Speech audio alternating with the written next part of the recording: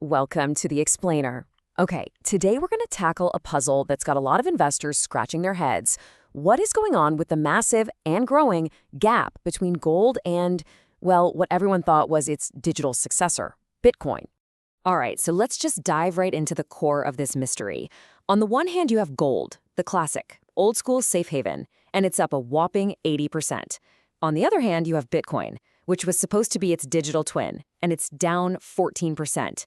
I mean, this isn't just a small gap, right? It's a huge divergence, and it really throws a wrench in a very, very popular story.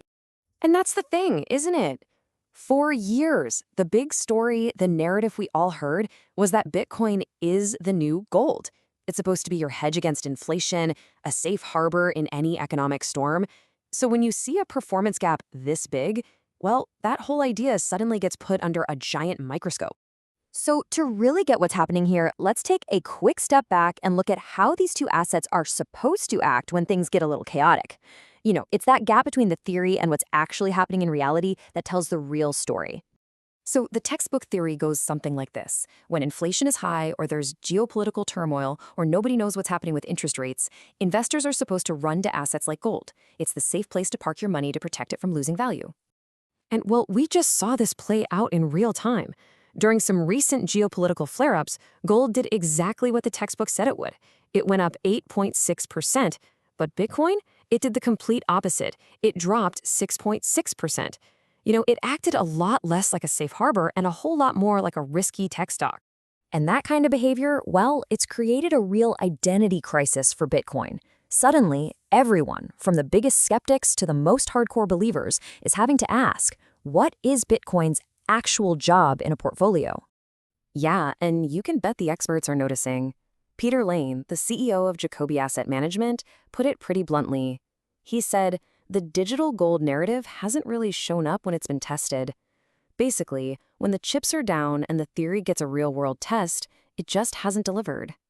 In fact, it's a pretty interesting way to look at it.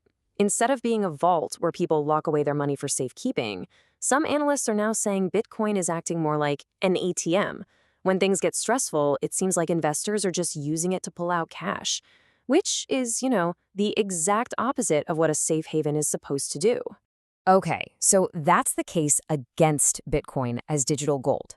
But what about the bulls, the longtime believers? Are they packing it in? Absolutely not. For them, all of this is just short-term noise, and they think the rest of us are completely missing the bigger picture. They're arguing that this isn't the digital gold theory failing. No, they say it's more like a perfect storm of a few temporary things happening all at once. They've got three main points: what they call investor muscle memory, a huge shift in who's holding all the Bitcoin, and its persistent connection to tech stocks. So let's take that first one, investor psychology. Andre Dragish from Bitwise calls it muscle memory.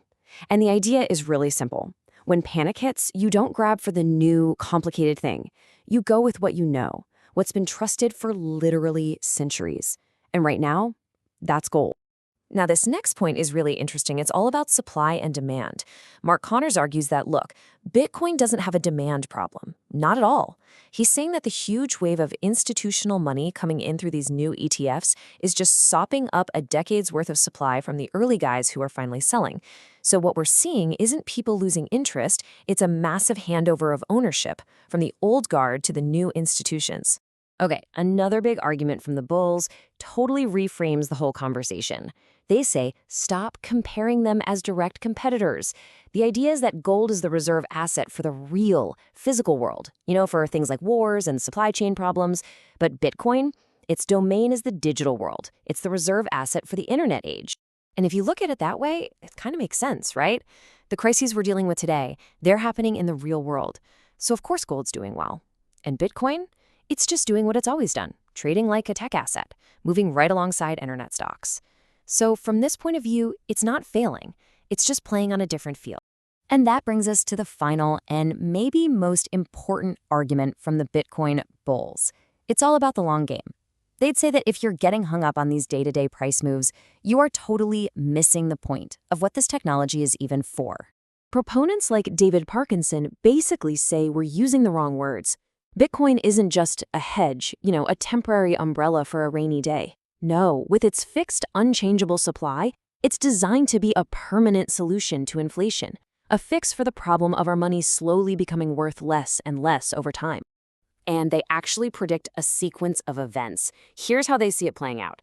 Step 1, all this panic buying pushes gold and other traditional assets into a bubble, to what they call obscene levels. Step 2, investors start looking around for something that's not so ridiculously overpriced. And step 3, that's when they see a delayed rotation of all that capital into Bitcoin. So if you boil down the entire bullish case, it's this. What we're seeing right now isn't a failure. It's just one chapter in a much, much bigger book. It's a temporary phase, a period of price discovery, a changing of the guard, and the market just learning what this thing is really for.